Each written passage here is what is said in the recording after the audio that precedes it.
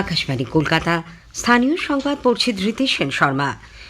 বিশেষ খবর হলো, রুগ্ন শিল্প সংস্থাগুলিকে চাঙ্গা করে তুলতে ঋণদান প্রক্রিয়া আরও মসৃণ করতে রাজ্য সরকার ওয়েব ভিত্তিক লোন ম্যানেজমেন্ট সফটওয়্যার চালু করেছে।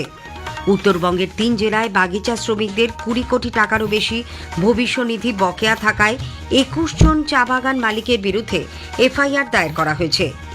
আমদানি বাড়তে শুরু করায় রাজ্যের খুচরো বাজারে পেঁয়াজের দাম কয়েকদিনের মধ্যেই কমবে বলে টাস্ক ফোর্স আশ্বাস দিয়েছে।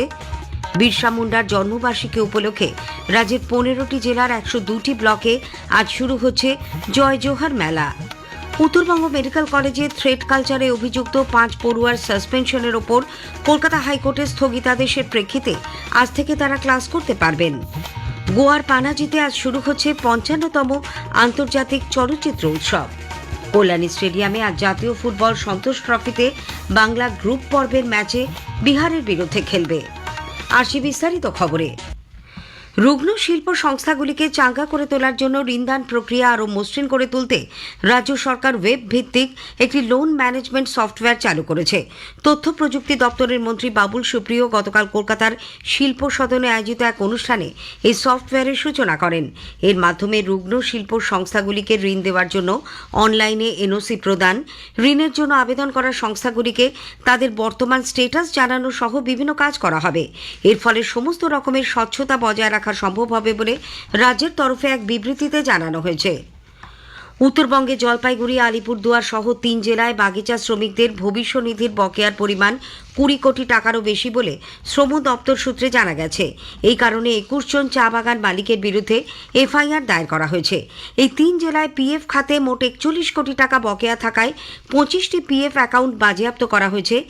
২৭ জনের বিরুদ্ধে এফআইআর দায়ের হয়েছে। চা বাগানের শ্রমিকদের বকেয়া প্রভিডেন্ট ফান্ডের টাকা নিয়ে আলিপুরদুয়ারের সাংসদ মনোজ টিগ্গা গতকাল জলপাইগুড়িতে পিএফ কমিশনারের সঙ্গে এক বৈঠক করেন। দিনবাজারের ভবিষ্যনিধি ভবনে বৈঠক শেষে সাংবাদিকদের তিনি বলেন, বহু চা বাগানের মালিক শ্রমিকদের প্রভিডেন্ট ফান্ডে জমা রাখার জন্য ১২% টাকা কেটে নিলেও শ্রমিকদের অ্যাকাউন্টে তা জমা দেয়নি। এই নিয়ে ক্ষোভ প্রকাশ করে কোন মালিক কত টাকা জমা দেননি পিএফ কমিশনারের কাছে সেই তালিকাও চান মনোজ টিগ্গা। আবাস প্রকল্পে চূড়ান্ত তালিকা তৈরি করে টাকা ছাড়ার নির্ধারিত সময়সীমা কিছুটা বাড়ানো হয়েছে। এর আগে ২০ ডিসেম্বর এই সময়সীমা শেষ হওয়ার কথা ছিল, এখন তা ৩ দিন বাড়িয়ে ২৩ ডিসেম্বর করা হলো। উল্লেখ্য, আবাস প্রকল্পের সমীক্ষার কাজ ১৪ নভেম্বর শেষ হওয়ার কথা ছিল, সেই জায়গায় তা শেষ হয়েছে ১৮ নভেম্বর। জাতীয় পরিবেশ আদালতের আদেশে পূর্ব মেদিনীপুর জেলা প্রশাসন মন্দারমণি ও সংলগ্ন সমুদ্র সৈকতে গড়ে ওঠা রিসর্ট হোটেলগুলি ভেঙে ফেলার নির্দেশ দিলেও সেখানে কোনো বুলডোজার চলবে না বলে রাজ্য প্রশাসন স্পষ্ট জানিয়ে দিয়েছে। নবান্ন সূত্রে জানা গেছে, মুখ্য সচিব মনোজ পন্থের সঙ্গে কোনো রকম আলোচনা না করেই জেলা প্রশাসন এই নির্দেশ দেওয়ায় মুখ্যমন্ত্রী মমতা ব্যানার্জি অসন্তুষ্ট। একতরফাভাবে জেলা প্রশাসন কিভাবে এই সিদ্ধান্ত নিল তা নিয়ে ক্ষোভ প্রকাশ করে অবিলম্বে জেলা প্রশাসনকে সেই সিদ্ধান্ত প্রত্যাহার করতে বলেছেন মমতা। উল্লেখ্য, উপকূল আইন ভেঙে মন্দারমণিতে সমুদ্র সৈকতে হোটেল রিসর্ট গড়ে ওঠা সংক্রান্ত এক মামলার প্রেক্ষিতে জাতীয় পরিবেশ আদালত ১৪০টি হোটেল রিসর্ট ও হোমস্টে ভেঙে ফেলার নির্দেশ দেয়। জেলা প্রশাসন ইতিমধ্যেই ৩০টি হোটেল চিহ্নিত করেছে। প্রশাসনের এই সিদ্ধান্তে বিপাকে পড়ে স্থানীয় ব্যবসায়ীরা হাইকোর্টের দ্বারস্থ হয়েছেন। আমদানি বাড়তে শুরু করায় খুচরো বাজারে পেঁয়াজের দাম আগামী কয়েকদিনের মধ্যে কমবে বলে রাজ্য সরকার নিযুক্ত টাস্ক ফোর্স আশ্বাস দিয়েছে। একই সঙ্গে আলু ও শীতের সবজির যোগান বাড়তে শুরু করায় সেগুলির দামও নিয়ন্ত্রণে আসবে বলে আশা করা হচ্ছে। টাস্ক ফোর্সের সদস্যরা গতকাল কলকাতার 3টি বাজার পরিদর্শন করেন। ফোর্সের অন্যতম সদস্য রবীন্দ্রনাথ কোলে জানান, আগামী ৩-৪ দিনের মধ্যেই সব বাজারে কম দামে পেঁয়াজ ঢুকবে। কিছুদিনের মধ্যেই পরিস্থিতি পাল্টাবে বলেও তিনি আশা প্রকাশ করেন। বিরসা মুন্ডার ১৫০তম জন্মবার্ষিকী উপলক্ষে রাজ্যের আদিবাসী প্রধান ব্লকগুলিতে আজ শুরু হচ্ছে জয় জোহার মেলা।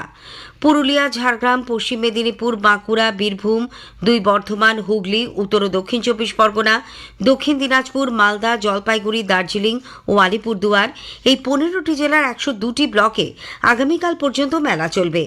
আদিবাসী মানুষদের নাচ, গান, শিল্প সংস্কৃতির প্রচার ও প্রসারের পাশাপাশি বিভিন্ন সরকারি প্রকল্পের সুবিধাও প্রদান করা হবে এই মেলায়।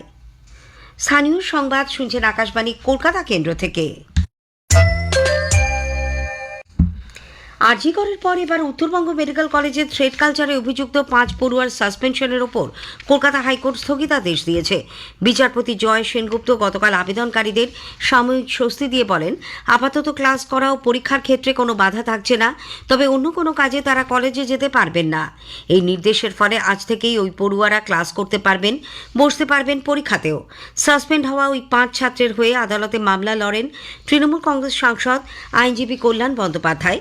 তিনি বলেন, অ্যান্টি র্যাগিং কমিটির মতামত না নিয়েই সাসপেনশনের এই সিদ্ধান্ত, কিন্তু পড়ুয়াদের সাসপেন্ড করার ক্ষমতা কলেজ কাউন্সিলের নেই, তা করতে পারে শুধুমাত্র একাডেমিক কাউন্সিল।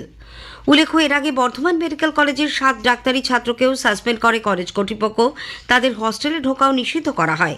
ওই মামলাতেও গত 8ই নভেম্বর বিচারপতি জয় সেনগুপ্ত পড়ুয়াদের ক্লাস করার নির্দেশ দেন। এদিকে আরজিকর হাসপাতালে চিকিৎসক তরুণীর ধর্ষণ ও খুনের ঘটনায় শিয়ালদা আদালতে বিচার প্রক্রিয়া চলেছে। গতকাল 2 পুলিশ আধিকারিক ও এক চিকিৎসকের সাক্ষ্য গ্রহণ করা হয়। এই 2 পুলিশ আধিকারিকই 9ই আগস্ট রাতে ধৃত সিভিক ভলান্টিয়ার সঞ্জয় রায়কে গ্রেপ্তার করেছিলেন। অন্যদিকে সাক্ষ্য দেওয়া চিকিৎসক ছিলেন তদন্তের সময়।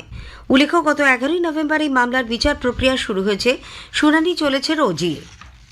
মালদার মানিকচকে বিজেপি কার্যালয়ে দলীয় নেতৃত্বের উপস্থিতিতে পঞ্চায়েত সদস্যের ওপর হামলার অভিযোগ উঠেছে পঞ্চায়েত প্রধান ও তার সঙ্গীদের বিরুদ্ধে।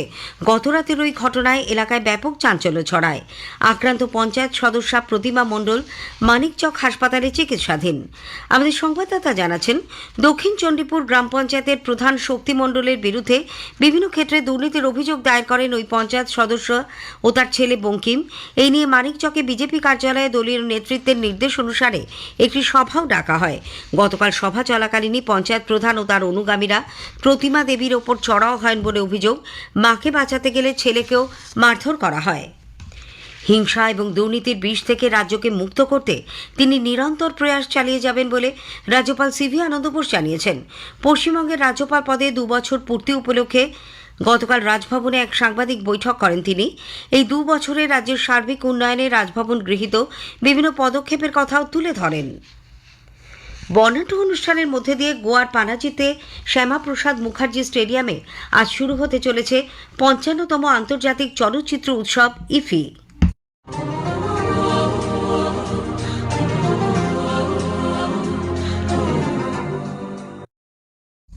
তারকা খচিত উদ্বোধনী অনুষ্ঠান শুরু হবে বিকেল 5টায়।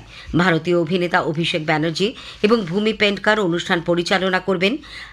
আকাশবাণীর সঙ্গে সাক্ষাৎকারে তথ্য সম্প্রচার মন্ত্রকের সচিব সঞ্জয় জাজু বলেছেন, উদ্বোধনী অনুষ্ঠান মঞ্চ থেকেই প্রসার ভারতীর ওটিটির সূচনা হবে। এদিকে গোয়া আন্তর্জাতিক চলচ্চিত্র উৎসবে এবার বাংলা থেকে 3টি ছবি নির্বাচিত হয়েছে। 2 তরুণ পরিচালক সৌকর্ষ ঘোষালের ভূতপরী ও সৌরভ পালোধির অঙ্ক কি কঠিন ছবি দুটি প্রতিযোগিতা বিভাগে এবং শিবপ্রসাদ ও নন্দিতা রায় পরিচালিত আমার বস ছবিটি ইন্ডিয়ান প্যানোরামা বিভাগে দেখানো হবে। কলকাতায় ইতিমধ্যেই মুক্তি পাওয়া ভূতপরী ছবির পরিচালক সৌকর্ষ জাতীয় চলচ্চিত্র উৎসবের সুযোগ পাওয়ায় খুবই উচ্ছ্বসিত। এরকম একটা স্বীকৃতি যেখানে প্রায় 380টার উপরে ভারতীয় ছবি শর্টলিস্ট করার থেকে 20টা ছবিকে নির্বাচিত করেছে।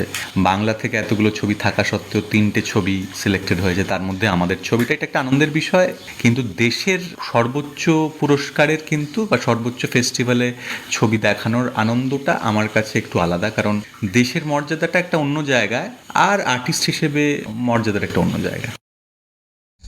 অন্যদিকে অঙ্ক কি কঠিন ছবির পরিচালক সৌরভ পালোধি চান প্রেক্ষাগৃহে এসে মানুষ ছবিটা দেখুন। আকাশবাণীকে তিনি বলেন, এশিয়ার সর্ববৃহৎ একটি ফেস্টিভ্যাল, সেইখানে নিজের ছবি স্ক্রিনিং হবে, সেটা খুবই গর্বের, আনন্দের তো বটেই, কিন্তু পাশাপাশি আরও বেশি আনন্দ পাবো লোকজন হলে গিয়ে ছবিটি দেখবেন এবং ভালো মন্দ যাই লাগুক না কেন হলে এসে প্রত্যেকে দেখবেন, সেইটা আরও বেশি একটা অ্যাওয়ার্ডের মতন আমার কাছে কাজ করবে। উত্তর 24 পরগনার গাইঘাটা এলাকা থেকে বিএসএফ 5 কোটি টাকার সোনা সহ এক সিভিল ইঞ্জিনিয়ারকে আটক করেছে। গত সোমবার তেঁতুলবেড়িয়া ফাঁড়ির জওয়ানরা খবর পেয়ে আঁচলপাড়া গ্রামে যেতে ওই ব্যক্তির বাড়ির পেছন দিক দিয়ে পালানোর চেষ্টা করে। জওয়ানরা তাকে আটকাতে শূন্যে গুলি ছুড়লে পাচারকারী আতঙ্কিত হন। তাকে আটক করে তল্লাশি চালিয়ে উদ্ধার হয়েছে 50টি সোনার বিস্কুট। এদিকে বর্ধমানের গোপালনগর এলাকায় বাড়িতে মজুত করে চোলাই মদ বিক্রির অভিযোগে এক মহিলাকে পুলিশ গ্রেপ্তার করেছে। ছবি রায় নামে মহিলার বাড়ি থেকে উদ্ধার হয়েছে 20 লিটার চোলাই মদ। অন্যদিকে কোচবিহারের তুফানগঞ্জের বারোকোদারি 1 নম্বর গ্রাম পঞ্চায়েতের ভেন্ডি জেলাস এলাকায় গতকাল চোলাই মদ খেয়ে বছর 55 চক্রধর মান্তা নামে এক ইটভাটার শ্রমিকের মৃত্যু হয়েছে। গুরুতর অসুস্থ হয়েছেন চিরঞ্জিত বর্মন নামে বছর 26 আরেক শ্রমিক। কল্যাণী স্টেডিয়ামে আজ জাতীয় ফুটবল সন্তোষ ট্রফিতে বাংলা গ্রুপ পর্বের ম্যাচে বিহারের বিরুদ্ধে খেলবে। প্রথম ম্যাচে বাংলা ঝাড়খণ্ডকে 4-0 এবং দ্বিতীয় ম্যাচে উত্তরপ্রদেশকে 7-0 গোলে হারিয়ে মূল পর্বে ওঠার পথে এক ধাপ এগিয়ে রয়েছে। বিহারের বিরুদ্ধে ড্র করলে বাংলা মূল পর্বে ছাড়পত্র আদায় করতে পারবে। শেষ করার আগে স্থানীয় সংবাদের বিশেষ কিছু অংশ আরও একবার। রুগ্ন শিল্প সংস্থাগুলিকে চাঙ্গা করে তুলতে ঋণদান প্রক্রিয়া আরও মসৃণ করতে রাজ্য সরকার ওয়েব ভিত্তিক লোন ম্যানেজমেন্ট সফটওয়্যার চালু করেছে। বিরসা মুন্ডার জন্মবার্ষিকী উপলক্ষে রাজ্যের 15টি জেলার 102টি ব্লকে আজ শুরু হচ্ছে জয় জোহার মেলা। গোয়ার পানাজিতে আজ শুরু হচ্ছে 55তম আন্তর্জাতিক চলচ্চিত্র উৎসব। স্থানীয় সংবাদ শেষ হলো।